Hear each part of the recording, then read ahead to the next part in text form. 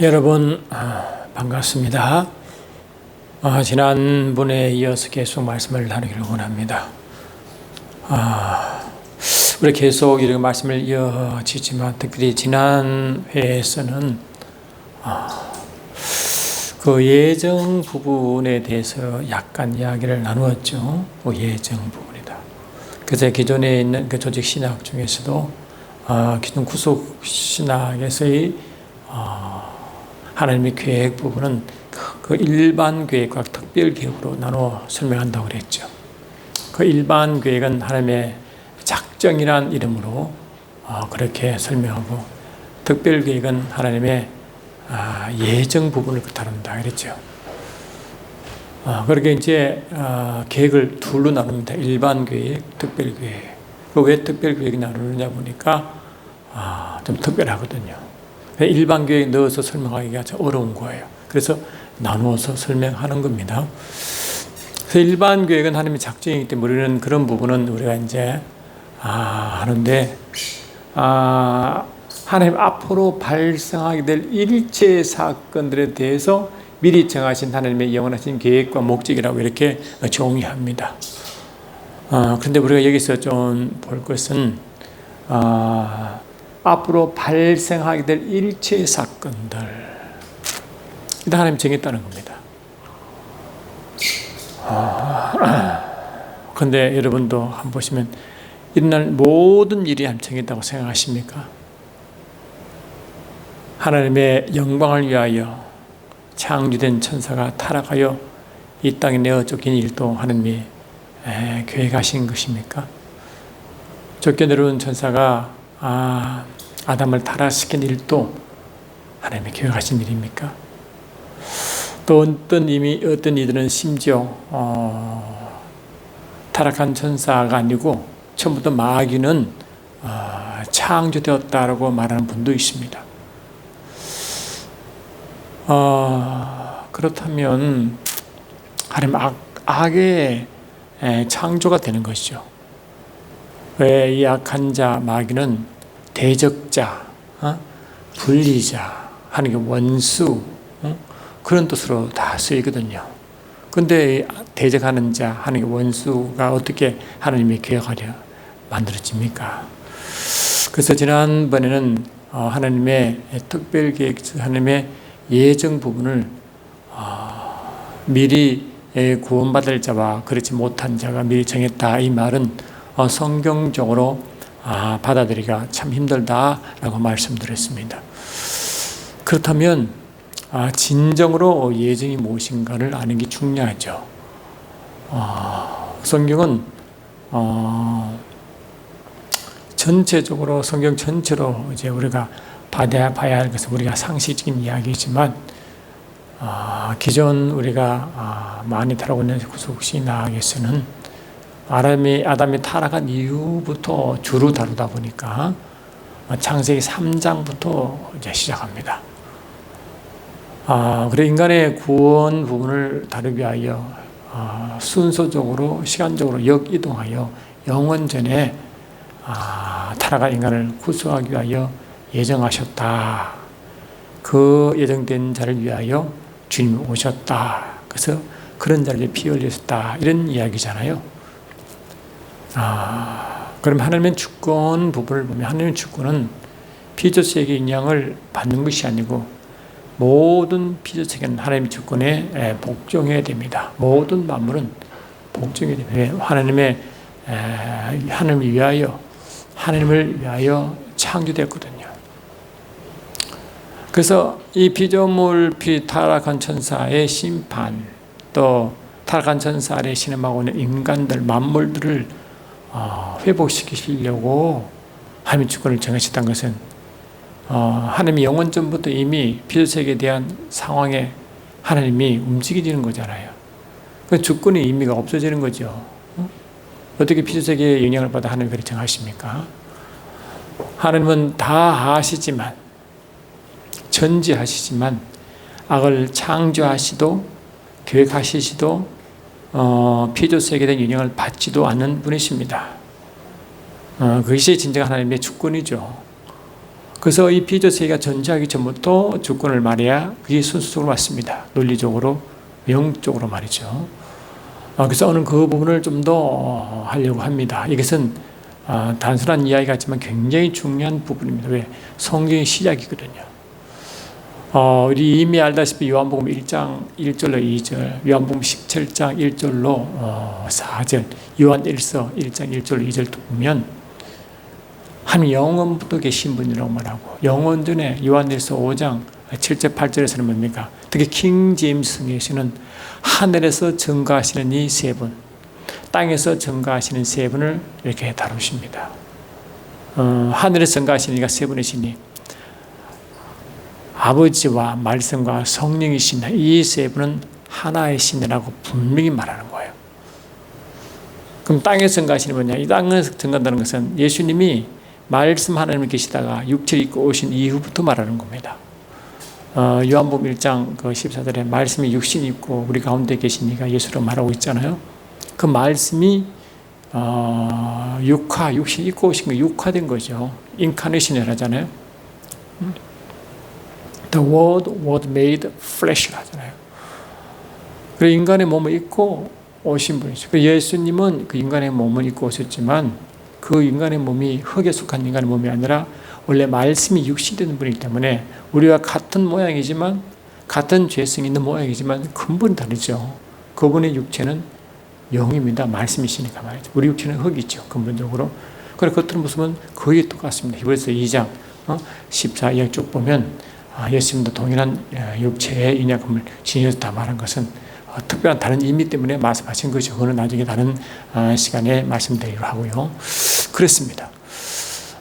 그렇기 때문에 하나님의 주권을 말씀하시면 말하는 사람은, 특히 하나님의 예정과 특정을 말하려면요, 먼저 주권을 설명해야 그게 맞습니다. 왜? 하나님은 모든 만물을 하나님 뜻대로 계획에 따라 일방적으로 일하시거든요. 모든 피조물은 그 주권에 따라가야 돼. 그게 원래 맞는 이야기잖아요. 그렇기 때문에 예정과 특정을 말하기 전에 주권이 먼저 선포돼야 순수입니다. 그래서 하나님의 주권은 뭐냐? 먼저 하나님이 작정하는 거죠. 작정. 계획하는 거죠. determination. 법령을 선포한 디크리와 같은 의미죠. 그래서 하나님이 영원전에 자신의 디크리, 다시는 자신의 작정을 선포하십니다. 그게 디도서 1장 2절이라고 분명히 우리가 말씀드렸죠. 그래서 이미 우리가 이제 디도서 보십니까? 이제 여기 보면 디도서 1장 2절에 여러 번 말씀드리기 때문에 제가 여러 번 따로 성경 찾지 않겠습니다.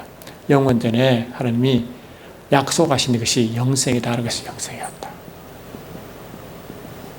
그래서 이 영생은 피조물이 생기기 전에 영생이거든요. 계획이시니까 말이죠.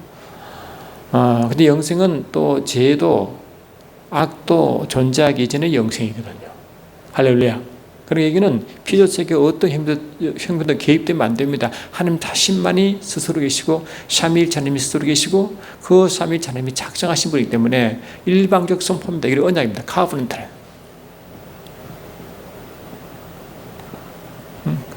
그러니까 영원전에 오리지널 카브넌트죠. 무엇이냐? 오리지널 카브넌트라. 그것이 뭐냐? 영원전에 약속을 하시는데, 언약하시는데, 이게 뭐냐고? 영생이라고 분명히 사도 바울은 선포해버렸습니다. 근데 영생은 여러분, 여러 번 말씀드렸지만, 이것은, 피조세계와 상관없는 상태에서의 영생이었고, 죄도 악도 없는 상태에서 하나님만 계신 하나님의 일방적 선포시기 때문에, 그렇게 이해해야 된다고 했어요. 그래서 영생은 이제 몰랐는데, 주님이 오셔서 그 영생을 정의하십니다. 했죠? 어떻게 했습니까? 그렇죠. 주님이 십자가를 지시기 전에 십자가를 지신 이유가 정확하게 기록되어 있어요. 우리는 십자가 진 이유가 여러분 안다고 생각하고 계시지만 여러분 십자가뿐만 아니고 주님 오신 이유를 전체적으로 정확하게 요약한 성경이 어디라고 생각하십니까? 그것이 요한복음 17장인 것입니다. 그래서 요한복음 17장, 특히 요한복음 17장 3절 보시면 주님이 영생이라는 것을 영원전에 하나님이 기획하신 그 영생을 정확하게 선포하시죠. 정의하시는 것입니다. 영원전에 하나님이 디도스 1장 2절에 약속한 그 약속 영생이 진짜 무슨 뜻이냐를 말하는 거예요. 그것이 뭡니까? 참 하나님과 그가 보내신 자 예수를 아는 것이다. 여러분 보세요. 이 영생이라는 것은 알다라는 것이에요. 이 알다라는 것은 히브리어는 야다고, 야다고, 헬라어는 지노스코라고 했어요. 이거는 뭐라 그랬어요? 그냥 이성적 지식을 뛰어넘는 거라고 그랬죠.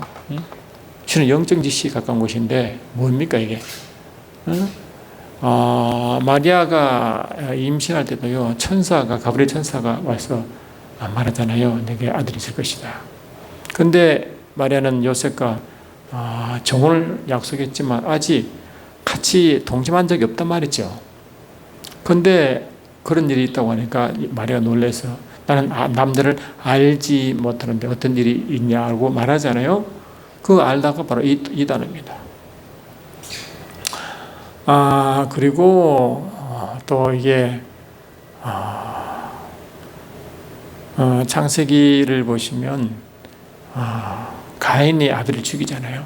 그리고 셋을 주십니다. 그리고 이제 에노스를 주는데 그때 하나님이 아담에게 야담이 이제 하와를 동침함에 그 동침이 야다라는 야다 가든다.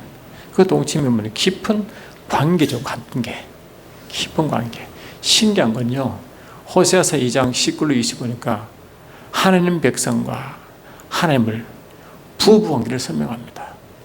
또 아가서를 보면 솔로몬의 여인을 그렇게 비유하잖아요. 아가서. 그 부부가 침대에 서 있는 깊은 관계를 그렇게 설명하는 거예요. 그건 우리가 일반 타락한 사람들의 그런 개념이 아닙니다. 하나님적 개념은 그만큼 깊은 관계를 하는 것입니다. 깊은 관계, 속속들이 아는 관계, 깊은 관계를 야다 또는 지너스고 그를 영생이란 단어에 쓴단 말이죠. 그런 게 없어요. 이게 영원전에 이미 하나님은 영생이라는 것을 설명했는데 여기 보니까 하나님 아버지, 참 하나님이죠. 그 다음에 그가 보내신 자 예수님입니다. 예수님과 아버지와 그가 보내신 예수를 깊이 안다니까 그 안다는 게 누가 안다는 거예요? 그 상대방이 있잖아요. 그 상대가 누구예요? 그 상대가 누굽니까? 상대. 응? 아까 말씀드렸죠. 하나님 백성과 하나님 관계를 했죠. 그럼 하나님 말하고 하나님의 백성이다. 이런 관계입니다. 보세요. 이 영생이라는 단어가 뭐가 들어있습니까? 여기 보니까 예수라는 단어가 있고 아버지라는 단어가 계시고 그 다음에 하나님 백성 이게 바로 이 교회죠. 교회. 그러니까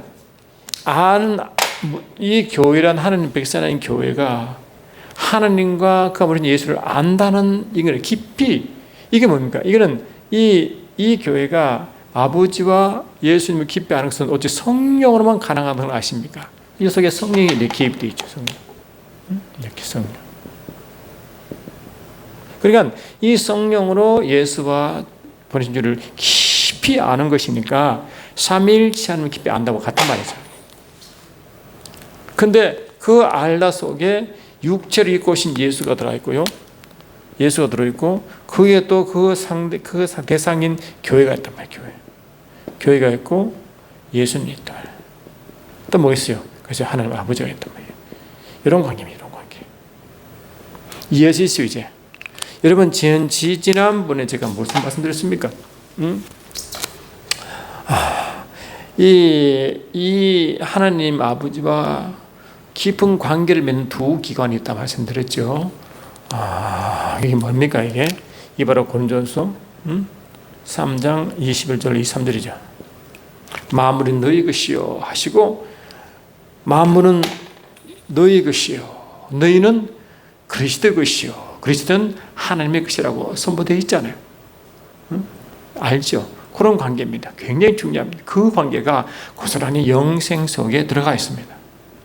이런 굉장히 중요한 개념입니다. 그래 하나님 영원 때문에 뭐를 하나님 마음에 품고 계시냐니까 이 영생이라는 단어를 품고 계셨고 그 영생을 시작하실 자기를 보내셔서 그를 이루실 예수님을 이미 마음에 품으셨고 하나님과 깊이 하나 되어 깊은 관계를 맺을 그 단체인 교회를 이미 마음속에 염두에 두신 거예요. 이해되시죠? 그래서 이 교회라는 것은 이미 이 땅에서 생성되기 전에 이미 하나님 마음속에 품은 것이고, 교회의 진짜 의미는 뭔가 성령으로 삼위일체님과 깊은 하나됨의 관계를 이미 약속한 것이 영생인 것입니다. 그래서 사도 요한도 이미 그것이 이루어진 이 신약교회에서 뭘 말하고 있습니까? 요한일서 1장 3절 보세요. 뭐라고 되어 있어요 여기? 응? 요한일서 1장 3절 뭐라고 되어 있습니까? 우리의 교제는, 이 교제가 코이노니아죠. 우리의 교제는 이 세상 사람과의 교제와 다르죠. 우리의 교제는 참 하나님과 그가 보내신 자 예수를 깊이 누림이다. 누림이란 거예요. 누림. 이 누림이 뭡니까? 하나됨 가운데, 깊은 친밀한 가운데 그 하나님이 그것을 그대로 누리는 거죠. 원래 하나님과 하나님 백성 사이에는 통치 관계가 있습니다. 그 통치자 하나님과 통치받는 그 백성들 사이에 이 백성은 하나님 것을 누린다는 거예요. 또 그냥 통치 관계가 아니라 실제로는 깊은 부부 관계에서 누린다는 거예요. 예수는 그를 친구라고 말했죠. 그런 관계인 것입니다. 그러니까 이 요한일서 1장 3절에 말한 것처럼 이 누림은 삼위일체님과 그 몸된 교회의 깊은 관계와 누림이 있기 때문에 그것이 교회의 가장 기쁨이라고 요한일서 1장 4절에 그렇게 선포해버렸습니다. 그게 가장 기쁨이다. 그래서 하나님은 이런 관계 때문에 이미 구약에서는 이미 신약의 그림자라고 여러분 지지난번에 말씀드렸죠. 신약의 그림자가 이 구약이기 때문에 이미 구약 백성들에게 뭘 약속했습니까? 그게 이 말하고요. 그들에게 복을 선포하시는데 가장 큰 복이 뭐입니까? 시편 133편 1절로 3절이니까 여호와께서 그들 백성에게 주신 복이 뭐라고? 영생이라고 탁 선포해버렸거든요. 그 영생이라는 것은 이런 의미의 영생인데 얼마나 하나님과 깊은 관계가 있으면 얼마나 강력한 임재와 기름 부으시겠습니까? 그 기름 부으심이 너무나 충만해요. 그 기름 부으심이 아론을 이제 제사장으로 삼을 때 그 위에 올리브유를 넘치도록 머리에 붓고 옷깃을 넘칠 때까지 부어버리잖아요. 왕창 영어로 pouring, 그냥 바퀴처럼 물을 붓듯이 그냥 부어버린다. 엄청난 양의 기름을 부어버린다고요. 헬머니스 이스라엘이 그냥 왕창 되는 것 같이 그런 모습으로 그리 하나님 백성에 엄청난 기름을 부어 영생이 되게 하셔서 그것이 이스라엘 백성의 가장 큰 복이라고 선포해버렸단 말이죠. 그게. 이해되시죠? 그런 관계에 있는 겁니다. 그런 시편 133편 이 3절이라는 것이죠. 이게 이런 관계다. 이게 있어요. 할렐루야. 그러니까 이런 관계를 여러분 이제 아셔야 된다. 그러니까 그런데 중요한 것은 뭐냐? 이 교회와 결국 뭡니까? 삼위일체 하나님과 교회가 하나됨, 원네스, 하나됨, 유니티네, 하나됨인데 그 하나됨이 이미 요한복음 10장에 기록되어 있겠죠. 요한복음 17장 21절로 23절 말씀이 그 삼위일체 하나님과 교회가 하나됨을 선포합니다. 하나됨을 선포한다. 깊게 누리는 거죠. 깊게 누린다. 그것도 주님은 다 계속 그 말씀을 계속 말씀을 강조하시면서 반복하셔요. 요한복음 17장을 좀 더 보시면 이렇게 말씀이 계속 주님의 말씀을 나누십니다.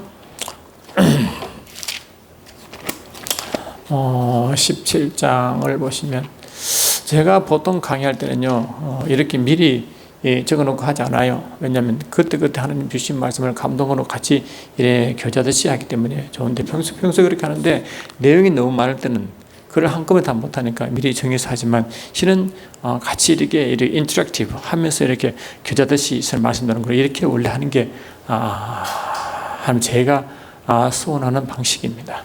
하여튼 보십시오. 요한복음 17장을 계속 보시면 이렇게 되어 있습니다. 17장을 보니까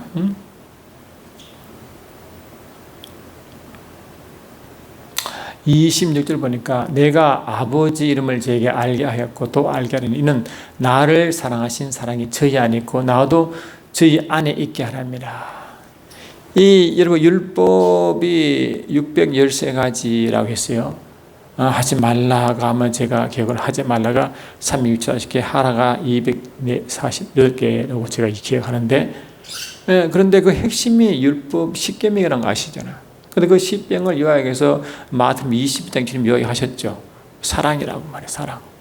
하나님을 사랑한 것, 이웃 사랑한 것, 그 사랑을 말씀 아시잖아요. 여기 율법의 강령이라고 말씀드렸죠.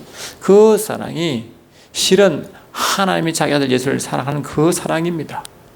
그 사랑이 우리에게 와 있다고 말하는 거예요. 이 고린도서 로마서 6장 6절이 성령으로 하나님 사랑이 우리 속에 거한다고 선포했잖아요. 그런데 그 사랑이 있다고 주님이 요한복음 10장 26절에서도 그렇게 말씀하신 거예요. 이렇게 그런 것입니다. 그러니까 보시면 또 24절 보니까 아버지여 내게 주신 자도 나 있는 곳에 함께 있어 아버지께서 창세전부터 나를 사랑하심으로 내게 주신 나의 영광을 저희도 보기를 원한다. 여러분 계속 말씀을 강조해 드렸지만 저와 여러분 예수를 믿고 거듭나면 우리 영이 부활합니다. 육체의 부활을 이제 기다리고 있죠. 영이 부활할 때 어떤 일이 벌어집니까?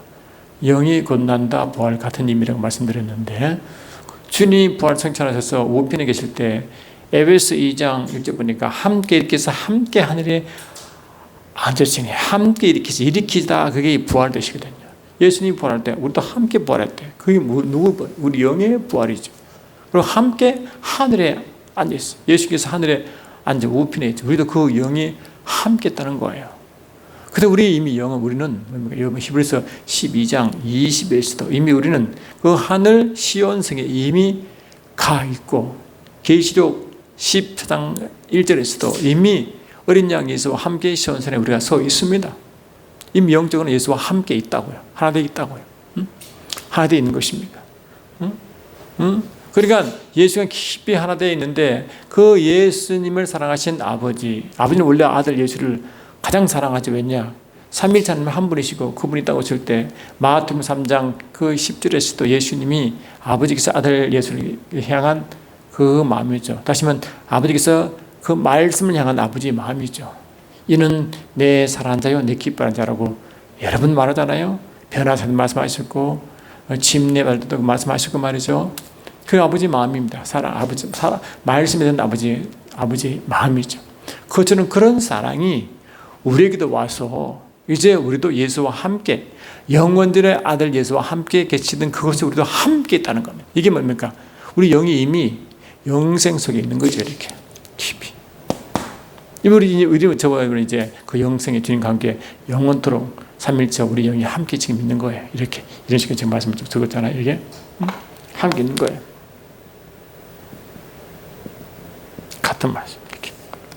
골로새서 3장 1절로 사도도 같은 말씀입니다. 보시기 바랍니다. 그렇죠. 그런 상대라. 그러니까 이미 하나님의 주권상으로 이런 영생을 선포하실 때는 그 영생이라는 것이 이렇게 정의했기 때문에 그 주권 속에 뭐가 들었겠어요? 그렇죠? 이 영생에 예수라는 그분이 포함되어 있고 교회라는 의미가 포함되어 있죠. 이미. 그래서 이 주권을 선포한 곳에 예수님과 말씀이 육신되어 오신 그분이죠. 말씀이 육신되어 오실 그분. 말씀이 육신되어 오신 그분과 그분이 오셔서 이루실 그 교회.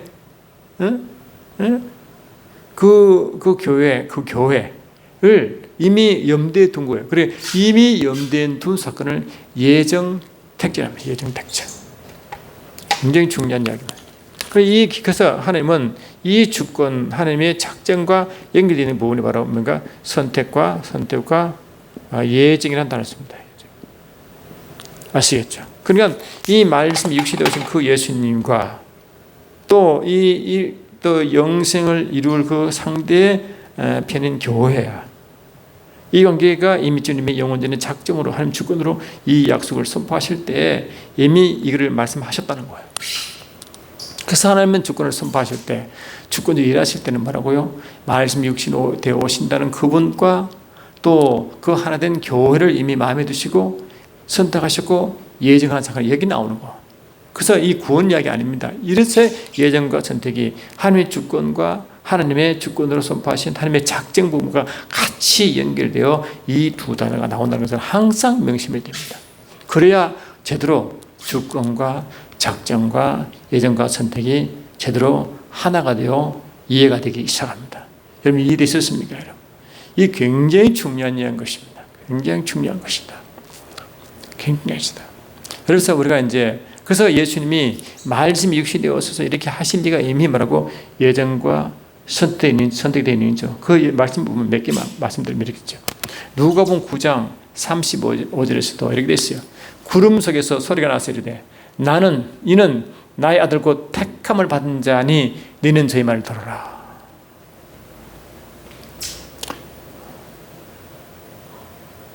그 예수님을 택함 받은 자라고 하잖아요. 또 마태복음 10장 18절 보니까 보라 나의 택한 종 곧 내 마음에 기뻐하는 바 나의 사랑하는 자로다. 내가 내 손님을 줄 테니 그가 심판을 이방에 알게 하리라. 예수님에 대한 이야기입니다. 택함. 또 베드로 2장 4절 보니까 사람에게는 버림받았으나 하나님께 택하심 입은 보배로운 산도신 예수. 또 베드로 2장 6절 보니까 경에 기록되실 때 보라 내가 택한 보배롭고 요긴한 모퉁이 돌을 시온에 두노니 저를 믿는 자는 부끄러움을 당하지 아니하리라. 그래도 택한. 또 사도행전 3장 20절 보니까 주께서 너를 위하여 예정하신 그리스도 예수를 보내시리니 예정. 베드로전서 1장 20 보니까 참으로 그분께서는 창세전에 미리 정하셨을 때 이 마지막에 너를 위하여 드러나셨으니 말씀이 육신되어 오신 분 이미 예정하셨죠. 창세전에 사도행전 3장 20절 베드로전서 1장 20절 말이죠. 또 요한복음 12장 49, 50 보니까 내가 내 자유로 말한 것이 아니오 나를 보내신 아버지께서 내가 이룰 것과 내가 말할 것과 이럴 것을 친히 명령해 주셨으니 나는 그의 명령이 영생인 줄 아노라. 그러므로 내가 이루는 것은 내 아버지께서 내게 말씀하신 그대로니라. 이랬단 말이죠. 그래서 예수님은 삼위일체로 계시다가 이제 때가 되면 말씀이 육신에 오셨는데 말씀이 육신에 오실 때는 아버지 명령, 계명을 받고 하셨다. 그게 뭐라고? 영생이다. 또 예수께서 하신 그 모든 말은 자기 버리신 자 분의 말씀 그대로 이룬다. 이렇게 이룬다. 그 예수님에 대한 예정과 선택이 이렇게 성경 여러 군데 설명하죠. 이해된 되시죠? 뭐 당연한 이야기 아니겠습니까? 그래서 예수님 이 땅 오셔서 뭐냐? 이미 영원적 영생을 하나님이 경영했기 때문에 그 영생을 아버지의 명령을 받아 이 땅 오신 거죠. 그 요한복음 12장 49, 50인 거예요. 여러 번 말씀드렸죠. 응? 그런 것이다. 그래서 그 다음에 뭡니까? 그 다음에 이제 여러분 알다시피 이제 그 두 번째 예정과 선택이 교회입니다. 교회. 이 교회. 교회 보면 가장 중요한 말씀이 어디냐? 로마서 8장에 나옵니다. 8장 보세요. 로마서 8장 좀 보시면 이렇게 되어 있죠. 로마서 8장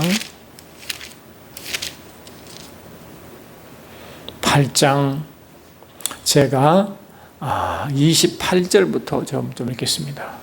8장 28절 우리가 알거니와 하나님을 사랑하는 자 곧 그 뜻대로 부르심을 입은 자들에게는 모든 것이 합력하여 선을 이룬다.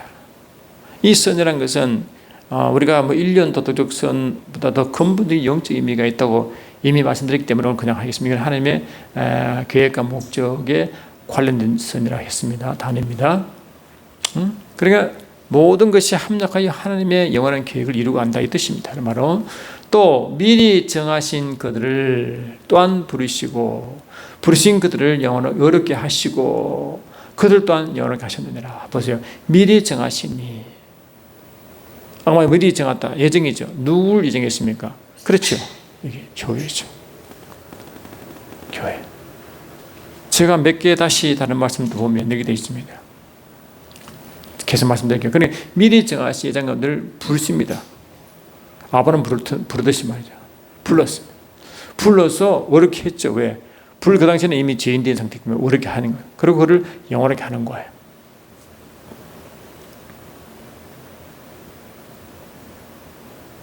그리고 29절 보면요, 하나님이 미리 아신 자가 예지죠. 또한 그 아들의 형상을 본받게 하기 위하여 미리 정하셨어요. 미리 정한 예정인데, 예정의 대상이 누구냐? 아들의 형상을 본받기 위하여 정한 겁니다. 누가? 교회죠. 교회가 어떻게 예정받느냐? 아들의 형상을 본받기 위한 예정을 믿는 것입니다. 왜 그렇습니까? 그렇죠? 예수님과 교회 관계를 말하는 거죠. 저와 여러분 예수를 딱 믿으면요, 예수님을 믿어 거듭나게 되면 예수의 형상을 변하는 겁니다. 우리 하나님을 닮은 담다가 되는데, 그걸 삼위일체 하나님 중 한 분 예수님 닮죠. 그래 됩니다. 그래, 이 예정은 아들의 형상대로 아들의 형상을 본받기 위한 예정인 것입니다. 그게 뭡니까? 교회입니다. 그래, 이 예정한 단어 쓸 때는 아들의 형상을 본받기 위한 예정, 이렇게 설명이 됩니다. 그래서 교회가 예정이 될 때는요, 이 에베소가 교회의 론이잖아요. 그 교회를 보면 예정 얘기가 계속 나옵니다. 한번 보십시오. 거기 나오면 이렇게 되어 있죠. 에베소 1장 4절 보니까 이렇게 됐죠. 곧 창세 전에 그리스도 안에서 우리를 택하사. 택함이죠. 언제? 창세 전에. 그래서 그리스도 안에서. 항상 그리스도와 관계돼. 왜? 그리스도와 관계돼 있죠. 이 야다 영생은 것은 그리스도와 같이 연결돼 있다 했잖아요. 그리스도 안에서 미리 택하셨으니. 됐죠? 그리고 5절 보니까 그 기쁜 도 우리를 예정하사. 우리가 지금 교회거든요. 자들에서도 우리는 교회고 5절에서도 우리는 교회입니다. 교회를 예정하사. 그리스도 예수 안에서 말하면 자기 아들 되기 전에. 그래, 이 택함 받은 것은 교회인데, 교회는 하나님 아들의 모임이죠. 그 아들들은 뭐냐? 아들의 형상대로 본받은 것은 아들이 그 교회이죠. 같은 한 형제랬죠. 같은 거니까. 같이 아버지 앞에는 같은 아들. 예수님은 맞고 우리는 그 둘째라고 히브리서 2장 10절 11절 분명히 말씀했죠. 로마서 8장 20 몇 절이죠 보니까 그것도 했죠. 8장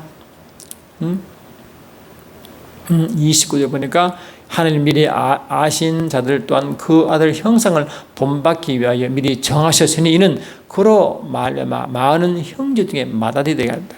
맏아들이 예수님이죠. 그 맏아들 형상을 본받는 자가 교회. 그 특정과 적은 교회를 말한다.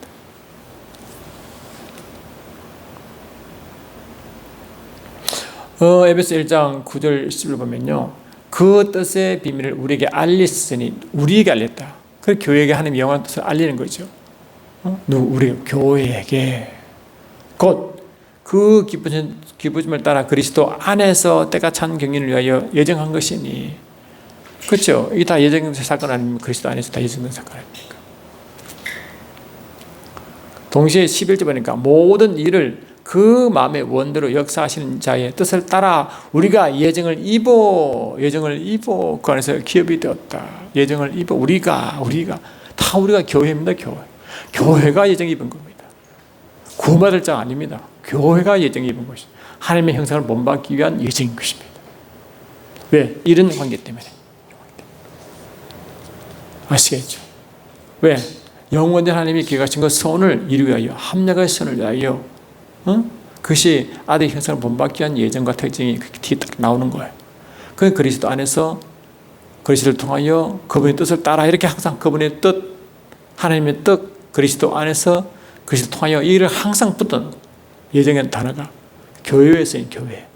그러니까 이 교회는 이렇게 영원전에 하나님이 계획하신 그 계획에 따라 일방적으로 작정하신 그 하나님의 주권에 따라 예정과 특징이 이루어졌고, 그에 따라 하나님의 주권적 일을 행하신 것이 바로 예수 오심과 교회에 나타나는 것입니다. 그래서 이런 정보를 누가 가졌냐? 하나님이 천지를 창조하시고 처음으로 이런 정보를 가진 자가 아담인 것입니다. 제가 이제 곧 아담이 이제 책이 출판될 예정인데요. 그때 제가 특강할 때 이 부분 다시 설명드리겠지만, 계속 설명 들은 분들은 쉽게 이해할 수 있지만 그렇지 못한 분들은 다시 책을 보셔야 될 것입니다. 그래, 하나님의 계획을 이제 처음으로 나타내고 처음으로 그 뜻을 보인 대상이 아담이었거든요. 그래서 아담은 오실 예수님의 정보와 또 이 삼위일체 하나님과 깊은 관계에서 있는 그 영생의 관계를 이룰 상대방인 교회의 정보를 다 갖고 온 것이 아담입니다. 다 이제 통하죠. 그리고 아담은 모르고는요, 영원전에 하는 계획을 우리가 비춰볼 수가 없고, 또 아담을 생략해버리면 신약교회에서 이루어질 예수님과 교회 관계가 그게 정확하게 모르고 시작하는 거예요. 그래 영원적 계획, 아담 중에 하나님 보신 그 하나님 모형, 그를 가지고 계속, 그러면 이 구약 예수님 오신 그 십자가 사건은 이 죄에서 다시 구원받기 아니지만 구원받는 이유가 설명되는 거죠. 구원이 끝이 아니라 구원받고 이후에 원래 아버지 영원한 계획을 이루라는 이 계속적인 하나의 이 십자가 필수 통과 과정이 되는 거예요. 진짜는 이 영생을 경험하는 거죠. 깊은 삼위일체 하나님과 깊은 관계를 맺고 그분을 만나고 경험하고 누리고 그것을 계속 증거하는 정의 삶이 되는 것입니다. 이렇게 되면 뭔가 전체적으로 이루어지고 이 영생이 온전히 이루어진 것이 어디라 그래서 지난번에 그래서 하늘 신천 신지 새 예루살렘 성이라고 말씀드렸죠. 그래서 완성이 되는 것입니다. 그래서 계시록의 존재 이유가 그래서 영원전에 기록하신 것이 이루어져 보여지는 부분이 계시록이에요. 구약은 그 영생에 대한 그림자, 신약은 이 땅에서의 그 영생을 구체적으로 경험하는 곳, 그 땅에서 그 나라가 완전히 이루어져 나중에 심판이 끝난 후에 그 나라가 아버지께 받침받아 그 나라가 새 예루살렘 성이 되어 그 삼위일체 하나님과 깊은 관계를 이루는 그 영생의 완성이 거기 있다는 겁니다. 그게 이제 성경과도 연결되어 있는 단어지만 그것은 나중에 아담 특강할 때 다시 말씀을 드리겠습니다. 그래서 오늘은 이런 부분을 제가 충분히 말씀드리기 때문에 이런 부분을 제대로 이해하시면 왜 이 기적 경륜 신학이 이처럼 중요한가, 그를 알지 못하면 얼마나 성경의 일부를 얼마나 중요한 부분을 놓치고 하는가, 그리고 이 우리가 말하는 이 교회의 영생이라는 것은 얼마나 그것의 뿌리가 어딘가, 뭐를 추구하는가, 그래서 뭐를 하게 원하는가, 그걸 놓쳐버린다고요. 그런데 그 모든 출발과 뿌리가 여기에 있다고 이렇게. 그 얼마나 중요한 것입니다. 이것을 제가 이름하여 계시적 경륜 신학으로 이름 붙인 것입니다. 계시적 경륜, 하나님의 경륜인데 결국 뭡니까? 이렇게 깊은 삼위일체와 하나 된 관계를 가지고 결국 뭡니까? 그분을 누리고 그분을 계시하는 거죠. 하나님을 계시하고 나타나고 증거하는 거예요. 그게 정의된 삶을 살게 하는 것이죠. 온 세계 깊은, 그리고 교회의 영성은 여기인데 이 영성 잊어버리면 그 영성의 뿌리가 어떠라는 겁니까? 왜 하는 것입니까? 목적을 모르잖아요. 왜 하는지 어디 가는지 방향성이 없잖아요. 이거를 들으시면 영원히 계획하신 그 부분이 결국 이 몸된 교회와 깊이 하나됨의 이 교제와 이 누림과 정거 정인과 이 계시법이라는 것을 제대로 알면 그걸 하면 기도하면요 강한 기름으로 이 마음을 느낄 것입니다. 아버지 마음을 알고 기도하는 것과 그렇지 못한 기도할 때는 차이가 엄청나는 거죠. 저는 아주 그걸 많이 느낍니다. 그래서 제가 이렇게 이렇게 힘줘 주님이 주신 그 말씀, 열어주신 말씀, 깨닫게 하신 그 말씀을 다 정리해서 이미 책으로 다 나왔고 5분 또 아담책이 나오면 더 확실하게 정리할 것이지만 이런 분을 다 모아서 지금 계속 이렇게 강의를 하고 있지 않습니까? 여러분도 한번 깊이 돌아보시고 얼마나 은혜스럽고 기쁜 영성인지 여러분 깨달을 점 있습니다. 다음 시간에 또 뵙겠습니다. 여러분 고맙습니다.